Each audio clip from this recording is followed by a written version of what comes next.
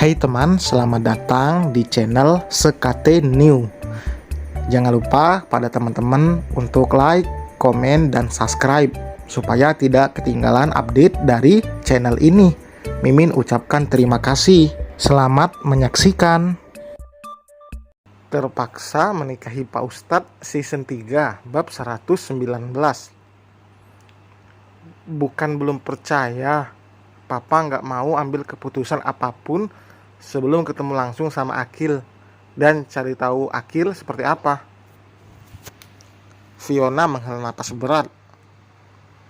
Papa bisa menilai langsung nanti. Aku yakin banget kalau udah ketemu Akil, Papa pasti langsung kasih restu.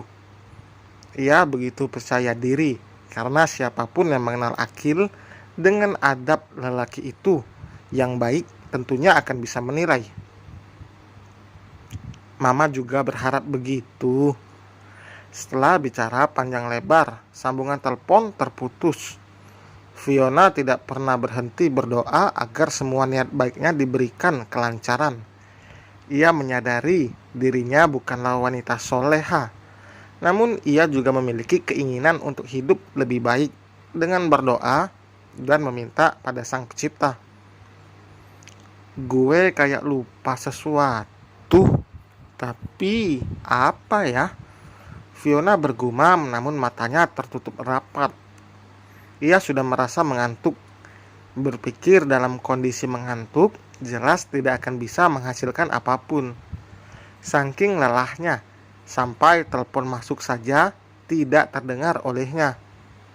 Nama Dion terlihat di layar ponsel itu. Hal yang dilupakan oleh Fiona adalah janjinya yang ingin membantu Vina. Mungkin ia akan mengingat saat nanti terbangun, saat keesokan paginya. Pintu kamar Fiona terbuka setelah tadi terdengar beberapa kali ketukan pintu. Vina mendorong pintu dari luar. Niatnya yang ingin bicara pada sang adik diurungkannya. Untung saja ia tidak melihat nama Dion di panggilan masuk ponsel Fiona. Mungkin Vina akan salah paham karena hubungannya dan Dion belakangan ini memang kurang baik. Giliran gue mau curhat malah tidur ini bocah. Vina menghela napas pasrah lalu kembali keluar dari kamar Fiona. Terima kasih. Pintar sekali cucu nenek ini. Bu Aini tersenyum sambil menerima susu hangat yang dibawakan oleh Bai. Bai mau rawat nenek biar nenek cepat sembuh, ujarnya. Nenek udah sembuh karena setiap hari dirawat oleh cucu nenek yang tampan ini. Sebenarnya kondisi Bu Aini sudah membaik setelah 1 minggu lebih. Kondisinya menurun. Beruntungnya ia, karena Hana telaten merawatnya di sela kesibukannya bekerja. Matiin pun kini sudah lebih bisa luluh dan tidak kaku seperti awal-awal bertemu. Wajar saja kaku karena mereka bertemu setelah bertahun-tahun tidak bertemu. Bye keluar dulu ya Nek. Bu Aini mengangguk. Penderitaannya selama ini terbayar dengan kehadiran anak, menantu, dan juga cucunya. Bu Aini berjanji pada dirinya sendiri, ia tidak akan lagi membuat Matiin kecewa. Cukup sekali ia melakukan itu. Memang hanya sekali, tapi luka yang ditorehkan begitu dalam, hingga waktu yang berlalu begitu lama tidak berhasil menyembuhkan luka itu. Namun Matiin mencoba berdamai dengan masa lalu. Bagaimanapun ia tidak mau hidup dalam luka masa lalu yang jelas akan selalu mempengaruhi suasana hati dan juga kebahagiaannya.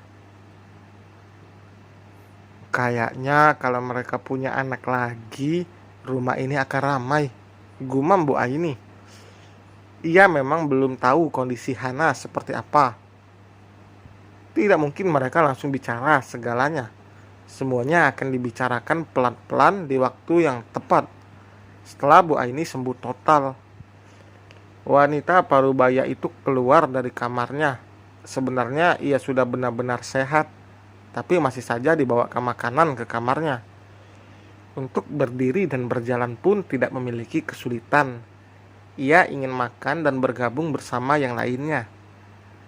Hanya makan seorang diri memang tidak enak rasanya. Itu sudah dialaminya sebelum-sebelumnya. Dan sekarang ada orang-orang terdekat. Rasanya ia tidak ingin melewatkan satu momen pun. Loh bu, kenapa keluar? Ibu butuh sesuatu. Hana yang sedang duduk di ruang keluarga kini langsung berdiri menghampiri ibu mertuanya. Ibu cuma mau berkumpul sama kalian di luar. Boleh kan? Tentu boleh bu. Mari. Hana menuntun ibu mertuanya untuk duduk di sofa, sedangkan bayi tengah mengerjakan tugas sekolahnya di karpet. Matiin belum pulang. Bu Aini mencari keberadaan anak lelakinya. Mas Matiin masih di rumah bapak, bu. Matiin memang diminta Pak Daryo untuk datang ke sana. Tadi Matiin hanya mengatakan pada Hana jika ada hal penting yang akan dibicarakan oleh ayahnya itu. Paling nanti siang atau sore baru pulang bu, lanjut Hana. Jika membicarakan soal Pak Daryo, sudah pasti Bu Aini juga merasa bersalah. Semua yang terjadi di masa lalu berawal dari kesalahan yang diperbuat olehnya. Kamu gak ikut ke sana? Kalau aku ikut, nanti ibu sendiri di rumah. Padahal ibu bisa aja nanti ke rumah Desi. Ibu jadi merasa gak enak sama kalian. Karena ada ibu di sini, kalian jadi gak bebas pergi kemanapun. Hana menggelengkan kepalanya. Ia menggenggam tangan Bu Aini. Bu, jangan bicara begitu. Aku senang ibu di sini. Ada temanku ngobrol. Karena sebelum ibu datang, aku di sini paling cantik sendiri. Guraunya. Ibu tahu sendiri laki-laki seperti apa. Mereka nggak bakal ngerti perempuan. Timpal Bu Aini. Ia belum berani untuk mengatakan soal anak pada Hana. Karena jelas meski mereka menantu dan mertua, namun hubungan mereka belum sedekat itu. Untuk membicarakan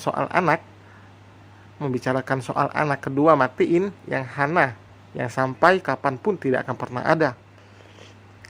Kelapangan hati Hana dan dukungan dari Matiin membuat hidup mereka selalu bahagia dan tidak pernah merasa kurang meski hanya memiliki bayi. Bagi mereka, bayi sudah cukup. Mereka selalu melihat ke bawah. Banyak pasangan yang sama sekali tidak bisa memiliki anak, meski sudah melakukan berbagai cara, pakai medis bahkan non-medis. Melihat ke bawah memang perlu, agar kita bisa lebih banyak bersyukur dan menghargai apa yang dimiliki. Jika terus melihat ke atas, yang ada malah merasa kurang. Jangan pernah iri dengan apa yang dimiliki orang lain. Setiap orang memiliki porsi berbeda, baik dalam masalah, kesedihan maupun kebahagiaan. Pandai-pandailah bersyukur agar merasa cukup, karena sesungguhnya manusia itu fitrahnya memang tidak pernah cukup dengan apa yang dimiliki. Pasti selalu ingin dan ingin lagi memiliki yang lainnya.